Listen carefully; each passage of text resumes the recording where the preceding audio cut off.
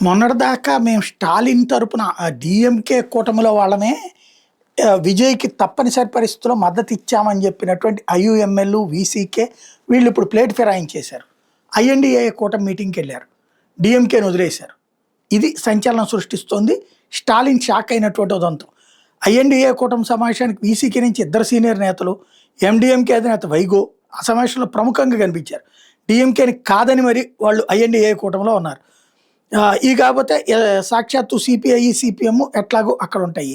ఓవరాల్‌గా చూసుకుంటే ఇప్పటిదాకా కూడా ఎవరైతే లేరనుకుంటున్నారో వాళ్ళందరూ కూడా కాంగ్రెస్ కూటమిలో కంటిన్యూ అయ్యారు. వాళ్ళు డీఎంకే కూటమి కాదు తామని తేల్చి చెప్పారు. టీవీకేతో జట్టు కట్టారు. టీవీకే రాలేదు. కానీ డీఎంకేతో ఉన్న భాగస్వామ్య పక్షాలు టీవీకేకి మద్దతిస్తూ తాము ఐఎన్‌డీఏ భాగస్వాములమేనని తేల్చి చెప్పినాయి.